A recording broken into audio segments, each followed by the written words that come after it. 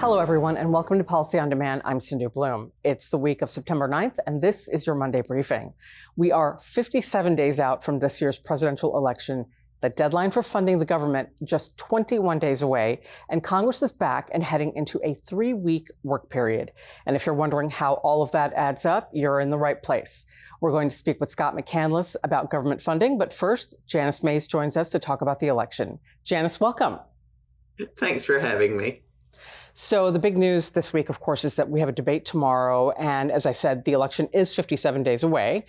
And I want to get your thoughts about not only the debate, but what you're hearing and what you're hearing from companies.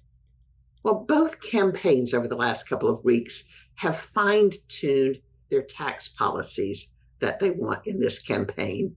And as we get closer, businesses asking me, can they begin to narrow those tax scenarios they're planning for after the election, depending on who wins what in this election.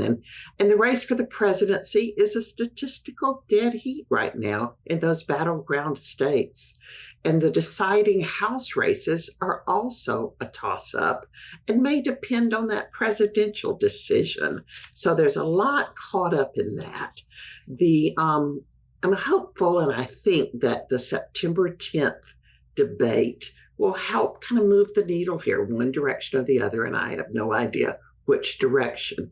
But both candidates have huge upsides and huge downsides in this probably only debate in the presidential campaign. And if the election were held today, the Senate would probably be in Republican hands. Those seats held by Democrats right now are the tougher seats to maintain and to keep those seats in Democratic hands. So the bottom line for companies is you have to still do all the scenarios, but the least likely is the Democrats running the tables, winning the presidency, the House, and the Senate right now. Could change, but that's where we are. So the bottom line for companies is to just keep moving forward. Absolutely. Janice, thank you so much. We really appreciate it. You take care. And now, what do the next 3 weeks look like for Congress? I'd like to welcome Scott McCandless to answer that question. Hi, Scott. Hello, Sindhu. How are you? Good, thank you. I hope you're well, too. Thank you for having me on. So before we get into the government funding issue, what else is on Congress's plate this week? Sure, there's a lot going on. In fact, several hearings. The key ones we'll be watching will be at both Ways and Means as well as the Senate Finance Committee. I should quickly note to our viewers that we don't expect any actual legislation to proceed from these hearings, but it's always worth noting when there are tax hearings. And Ways and Means will hold a hearing dealing with several member-related bills, so a wide variety of tax issues will come up. And then Senate Finance later this week will hold a hearing specifically on taxation of the wealthy, which could be an opportunity for really both parties to lay out some of the ways in which they might try to change tax policy next year. Then the other thing that I think companies might want to note is that this will be known as China Week, at least in the House, where they will be trying to spend a variety of issue time focusing on things related to China, from import to geopolitical issues to trade issues. So watch out for China to be in the mix as well. Just another thing that won't result in legislation, but will be a highlight that could lead to some policy pronouncements that might come up later, perhaps next year. All right, thanks for that. And so moving on to government funding, it's likely that a full appropriations bill will not be passed and that Congress will need to pass a continuing resolution to fund the government for the first few months of the fiscal year. So what are the conflicting priorities and how might they shape the funding bill? Sure. There are a couple of technical ones where the House Republicans are interested in possibly proposing some riders that might have issues unrelated to spending, but using the spending vehicle as a way to perhaps drive some of these issues into the larger conversation. There's one that is gaining a lot of attention, specifically related to voting and the way in which voting, including in the upcoming election, may be conducted.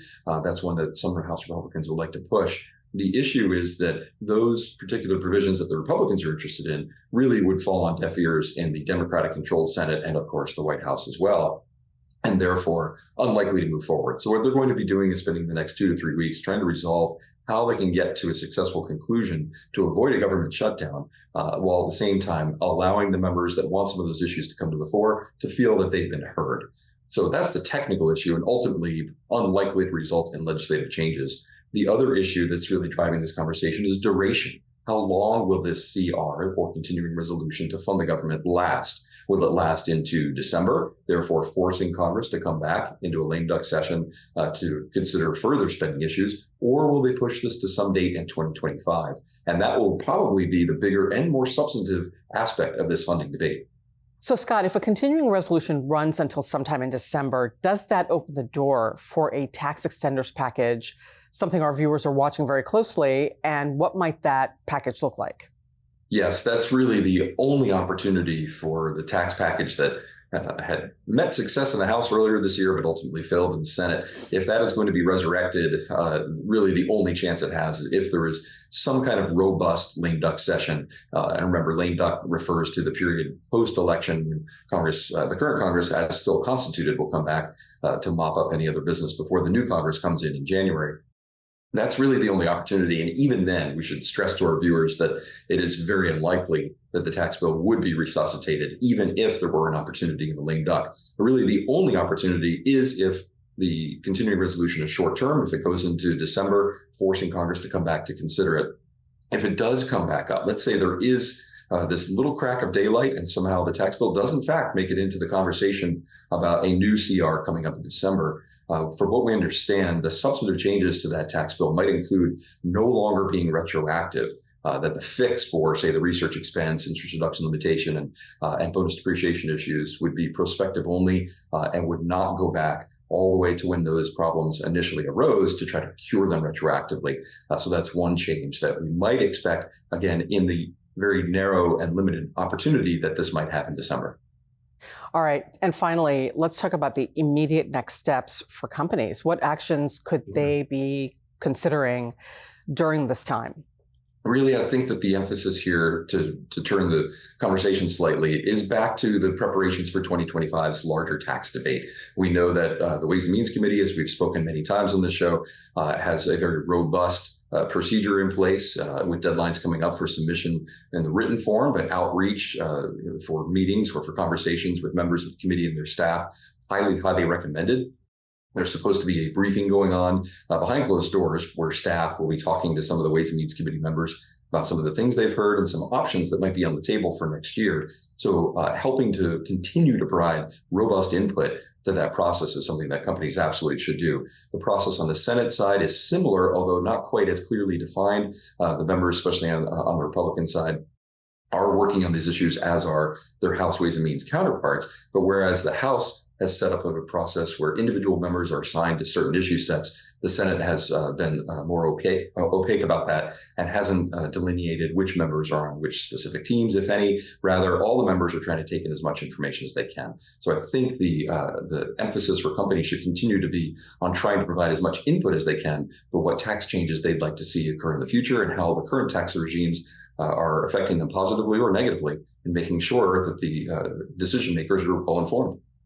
Scott, thank you so much. I really appreciate it. I know you're about to take off, so I'm going to let you go, but it was great to see you and talk to you. Thank you for having me on, Sindhu. Pleasure to see you. And a programming note, more on this year's election will follow on Election Watch. The latest episode is linked in the description of this episode, along with Week in Review with Mark Prater, as well as links to upcoming tax readiness webcasts. The next one on the proposed dual consolidated loss regulations is tomorrow. Thank you for joining us, and we hope you have a great week. Take care.